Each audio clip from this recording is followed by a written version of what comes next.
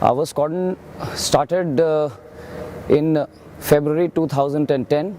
We started as the Intensive Flight Trials Unit, or IFTU, wherein we have explored the full envelope of the aircraft, operationalized all the weapons, and explored all the profiles and set forth the procedures to be followed on our aircraft. Post our commissioning, our major task which will remain is the integration with the aircraft carrier Vikramaditya. The aircraft carrier Vikramaditya is expected to be commissioned end of 2013, and we envisage our training to start for carrier integration in the early part of 2014. I will just briefly explain to you about the aircraft. The MiG-29K aircraft is a derivative of the MiG-29B, which the Indian Air Force has, but the aircraft is completely different from the MiG-29B aircraft. It's a larger aircraft, it's a heavier aircraft, and unlike the MiG-29B, this is a swing role aircraft. It specializes in air-to-air dominance role as well as air-to-ground targeting of enemy structures. In addition, the aircraft has got a glass cockpit, state-of-the-art avionics systems, and a quadruplex digital fly-by-wire aircraft. This is the only aircraft in India which has got digital fly-by-wire. So what is a digital fly-by-wire? A digital fly-by-wire will give us the capability to add weapons. If you add weapons, then the stability of an aircraft gets shifted. So the control laws have to be changed. In analog fly-by-wire, it requires major rework. And in aircraft which are not fly-by-wire, it requires even more work. But on this, you just have to change the algorithms for the control laws. That is a major advantage. So subsequently, if some indigenous weapons we can integrate onto this aircraft, we do not see any major integration problems as far as the flyworthiness of this aircraft is concerned. I will explain to you about the aircraft. This is the air-to-air refueling probe. With the help of this probe, we mate with the refueler aircraft. This aircraft can also do refueling. There is a basket which is called the drogue, and we go in close formation and we connect up the probe into the drogue, and thereafter pressurized fuel is fed into the fuel tanks. So it's a big force multiplier, air-to-air refueling. We are able to enhance the ranges. We are able to double our time. Just for ease of understanding, if I am supposed to rotate an aircraft after every 1.5 to 2 hours, I don't need to do that, because one aircraft will do the job of 2 or 3 aircraft now. So that's a major advantage which we have. We have a multi-mode radar fitted on this aircraft. It gives us situational awareness in the air-to-air domain as well as the air-to-ground targeting.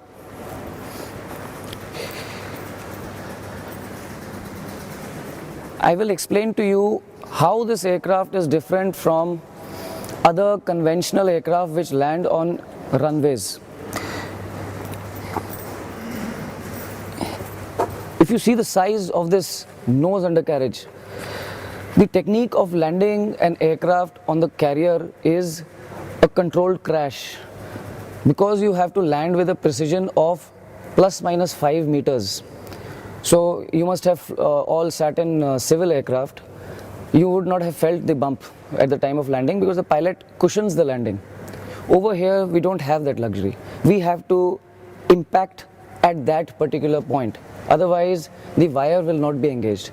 And if we impact at that particular point with a rate of descent, the undercarriage has to be very strong. So, look at the size of this nose undercarriage. It is an aircraft is coming, this nose undercarriage will bang on the deck with a very large force. So it has to absorb that kind of force. So this is what differentiates The undercarriage system is one of the systems which differentiates this aircraft from other aircraft. In addition, the landing speeds are very critical. You cannot, I don't have the luxury of landing at any speed. My accuracy is in the region of around plus minus 2 knots. 2 knots is plus minus 5 kmph. Very, very large accuracy is required because safety issues of arrestment are there. So the ship also needs to come to know. What you see are these system of lights. These actually tell the speed of the aircraft. It's a very technical term. This is called the angle of attack. It tells the observer on ground what is the speed, what is the angle of attack. So if I am in the green, if he sees green, he knows it is safe. If he sees amber, he knows that my speed is less, but that's not dangerous for the carrier, that's dangerous for me. But if he sees red, then my speed is fast. It's going to be unsafe for the carrier because the carrier arrestment wires are catering for a particular load to absorb a particular kinetic energy. So this is a sector which a pilot should never get into when you're coming for approach.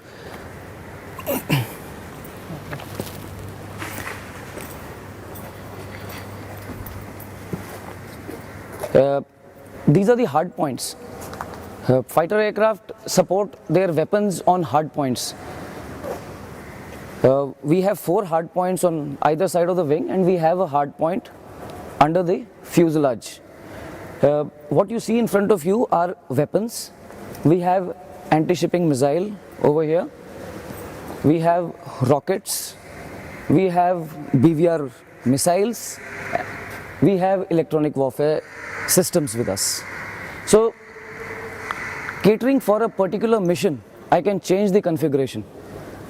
If I want to undertake only an air-to-air mission, I can have all air-to-air weapons. If I want to undertake only air-to-ground mission, I can have only air-to-ground weapons. So that way we have to mix and match and meet the mission requirements. Another thing which you see on this aircraft are those white strips, if you can see. Those are actually used for night close formation, and they are NVG compatible so that the light does not scatter and disorient the pilot. So at night we do close formation with respect to each other, which is required for air-to-air refueling at night, because we also undertake the buddy refueling role with us, as well as it can also be used for tactical advantage.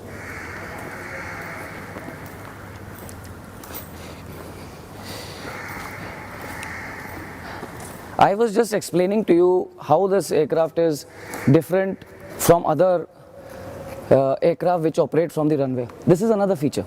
You see the size of this stabilizer. It's as good as a wing. And this is required to give it control because we want to land at minimum speeds. If we land at higher speeds, the load on the undercarriages are more. If the load on the undercarriages are more, the undercarriages have to be designed heavier. If the undercarriages have to be designed heavier, it will add to weight penalty, and that reduces performance in the air. So you see, everything is all linked up. A lot of innovations have been done to make this aircraft very comfortable to fly at low speeds, which is a very, very distinguishing feature of naval aircraft, because they have to fly low, they have to fly slow, their landings have to be with precision.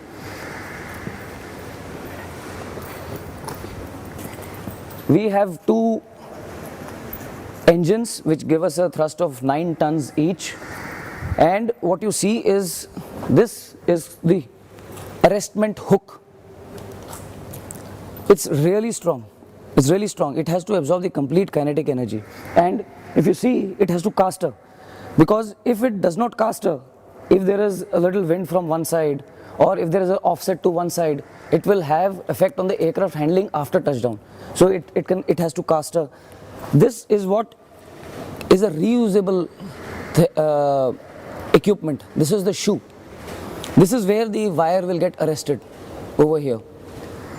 So the aircraft will be when the aircraft is coming for landing, the hook will already be down. This will be extending down further, and the arrestment wire will hit here. Now the wire is just not a wire which is attached to a structure. the kinetic energy of the aircraft has to be destroyed in a controlled fashion.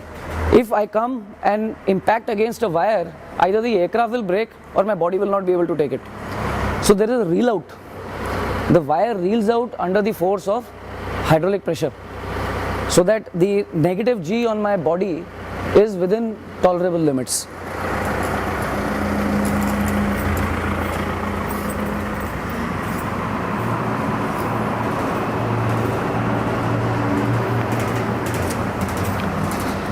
As I was talking about the big stabilizer which we have to improve controllability, we also have a host of high lift devices to reduce our speed. So these are huge flaps. They come down fully, and that gives this aircraft the required amount of lift to reduce the landing speed. The ailerons, they also add to lift because it's a digital fly-by-wire aircraft. The ailerons act as lift enhancement devices also. The stabilizers, since it's a fly-by-wire, the stabilizers help in controlling the roll because you can move them differentially. So all these features have made this aircraft capable of operating on the aircraft carrier, without which it is very difficult to operate these aircraft. We have a cannon fitted, internal cannon fitted over here,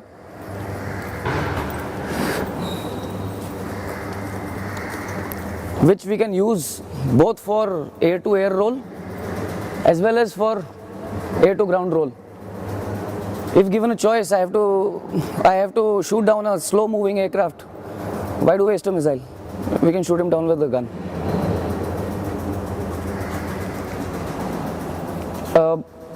This aircraft also has stealth features, wherein the way the structures have been built, the material, the structures of the structure, it reduces the radar signature. So that helps us, wherein we are picked up later. So that is an added advantage on this aircraft.